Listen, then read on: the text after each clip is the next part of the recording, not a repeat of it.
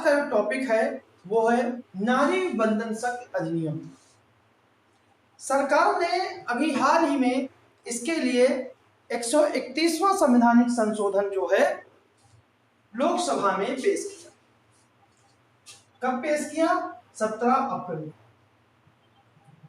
और यह विधेयक जो है ये सफल नहीं हो सका, यानी कि पारित नहीं हो पाया।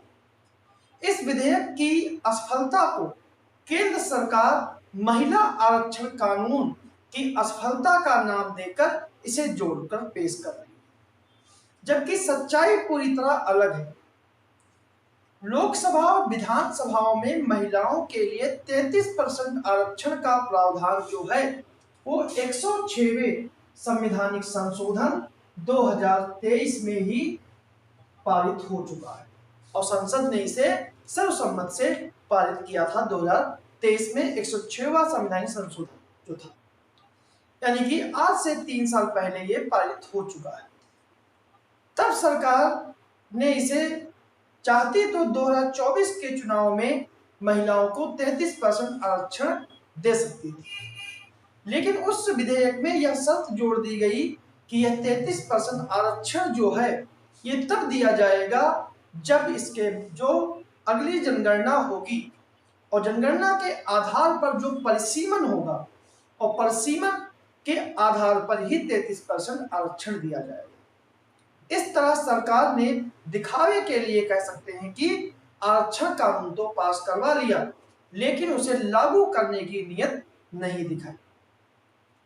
आज इस वर्तमान समय में जब कई राज्यों में चुनाव चल रहे हैं, तमाम सांसद और पार्टियां अपने अपने क्षेत्रों में चुनाव प्रचार में लगी हैं, तब अचानक बिना किसी राय मशवरे के, बिना विपक्षी दलों को साथ लिए, बिना सर्वदलीय बैठक बुलाए सरकार ने संसद का विशेष सत्र आयोजित किया और आयोजित करके 131वां संवैधानिक संशोधन अधिनियम लोकसभा में पेश किया। लेकिन यह अकेला विधेयक नहीं था, इसके साथ उन्होंने परिसीमन विधेयक 2026 और केंद्र शासित प्रदेशों से संबंधित बिल 2026 भी लाया, यानी कि एक साथ 3 विधेयक आए। सरकार का प्रमुख उद्देश्य महिला आरक्षण विधेयक के नाम पर परिसीमन विधेयक को पास करवाना था, जिसके लिए विपक्ष बिल्कुल तैयार नहीं था। विपक्ष का कहना था कि अगर सरकार की नीयत साफ है, अगर सरकार वाकई महिलाओं को आरक्षण सुनिश्चित करना चाहती है, तो इस आरक्षण को बिना परिसीमन के करवाए, यानी कि लोकसभा की सीटों को बढ़ाए बिना, जो वर्तमान में 543 सीटें हैं, 543 में ही महिलाओं को आरक्षण हो, क्योंकि वर्तमान में उपलब्ध लोकसभा और राज्यसभा सीटों में ही इसे सरकार क्यों नहीं लागू कर सकती। लेकिन सरकार के पास इसका जवाब ना ही आज था और ना ही इसका जवाब 2023 में था। सरकार चाहती तो महिलाओं को आरक्षण 2024 के लोकसभा चुनाव में ही प्राप्त हो जाता और उसके बाद जितने भी विधानसभा चुनाव हैं उसमें महिलाओं को आरक्षण मिलता, लेकिन सरकार की मंशा शायद महिलाओं को आरक्षण देने की थी नहीं, बस उसे केवल लागू होने दिया। सरकार के निगाह में सिर्फ और सिर्फ परिसीमन विधेयक जरूरी था, इसलिए उनकी इस जिद के कारण इन्हें विपक्ष का साथ नहीं मिला। परिसीमन आयोग का गठन कोई मामूली प्रक्रिया नहीं है, यह एक बहुत ही महत्वपूर्ण और जिम्मेदारी भरा काम है। इसके लिए सभी दलों के साथ विचार विमर्श करना जरूरी होता है, लेकिन जिस तरह वर्तमान सरकार काम कर रही है उस पर किसी भी विपक्षी दल का कोई भरोसा नहीं है। परिसीमन आयोग में सर्वोच्च न्यायालय के एक सेवानिवृत्त जज, भारत के मुख्य निर्वाचन आयुक्त, संबंधित राज्यों के निर्वाचन आयुक्त और इसके अतिरिक्त उन्हें सहयोग देने के लिए कुछ चुनिंदा सांसद और विधायकों को शामिल किया गया। लेकिन इन सभी की भूमिका जो है वो सिर्फ सलाहकारी होती है। इसी के मद्देनजर जो भारत के वर्तमान निर्वाचन आयुक्त हैं ज्ञानेश कुमार, उनकी भी क्रेडिबिलिटी संदेह के दायरे में। आज भारत एक ऐसे वक्त से गुजर रहा है जहां वर्तमान सुप्रीम कोर्ट के जज पर विश्वास करने से भी लोग कतराते हैं। यह भरोसे के साथ नहीं कहा जा सकता कि वर्तमान जज सरकार के खिलाफ भी कोई काम कर सकते हैं ऐसे में एक सेवानिवृत्त जज पर कितना भरोसा किया जा सके। इसके अलावा प्रशिमन आयोग के जो दूसरे प्रमुख सदस्य हैं वो है मुख्य निर्वाचन आयोग, यानी कि अगर नजर से देखें आज के नजर से तो ज्ञानेश कुमार।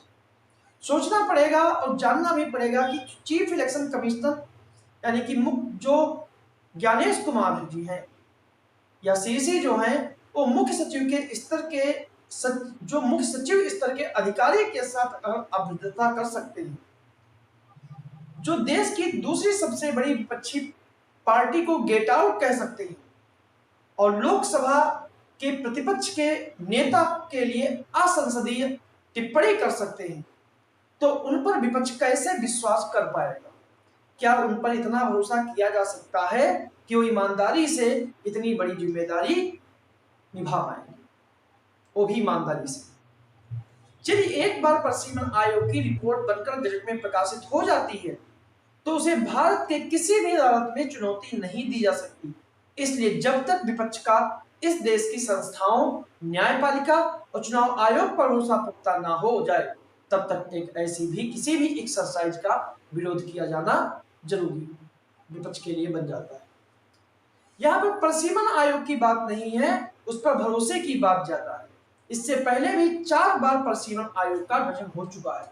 वो प्रशिमन आयोग 1952 में गठित हुआ, 1963 में गठित हुआ, 1973 में भी गठित हुआ और 2002 में भी गठित हुआ और 2002 में। तो अब तक 4 बार प्रशिमन आयोग का गठन हो चुका है। हर बार इसका गठन जनगणना के फौरन बाद हुआ है, लेकिन इस सरकार ने इसे थोड़ा लेट किया है।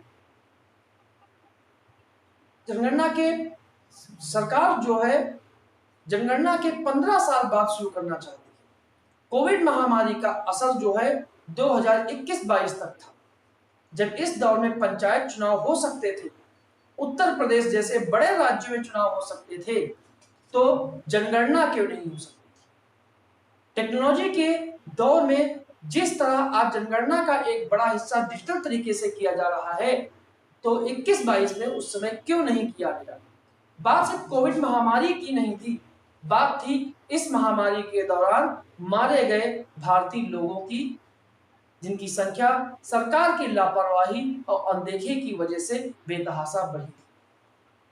अगर 2022 में जनगणना होती तो कोविड से मरने वालों की वास्तविक संख्या देश और दुनिया के सामने आई। शायद सरकार अपनी नाकामी को छिपाने के लिए सामाजिक आर्थिक आंकड़ों की बल चढ़ाई गई। लाखों लोगों को सामाजिक सुरक्षा से वंचित किया गया। ऐसा कहा जा रहा है कि पिछले 12 सालों में पहली बार हुआ है जब सरकार द्वारा संसद में किसी विधायी कार्य में सरकार असफल हुई। यह बात सच भी है, लेकिन एक बात और भी है। सच्चाई ये है कि सरकार की प्रमुख पहचान ही एक नाकाम और अक्षम सरकार की बनती जा रही है। भारत की संस्थाओं पर लगातार कंट्रोल बनाकर, मीडिया पर एक पक्षी नैरेटिव चलवाकर जो सरकार ने अपनी एक छवि दिखाई है, लेकिन आंकड़े बताते हैं जिस प्रकार से गरीबी, बेरोजगारी और महंगाई, महिलाओं और गरीबों के प्रति अत्याचार, उनकी हालात बद से बदतर होती जा रही है। कानून का शासन, महिला सुरक्षा, गरीबों का मसीहा बनने का सिर्फ ढोंग किया जा रहा है। एक तरफ भारत की अंतरराष्ट्रीय छल धूमिल हो रही है और दूसरी तरफ भारत जो है वो भीतर से लगातार कमजोर होता है। तो ये नहीं कह सकते हैं कि जो लोकसभा में जो विधेयक पास नहीं हुआ है उसमें विपक्ष की गलती है या सरकार की गलती है, या सरकार का जिद वाला रवैया था या विपक्ष का जिद वाला रवैया था। तो ये हमारा टॉपिक था कि नारी बंधन अधिनियम जो है या सिर्फ नारियों के उत्थान के लिए केवल है, केवल दिखावे के लिए है, या फिर इसका वास्तविकता से भी कोई लेना देना।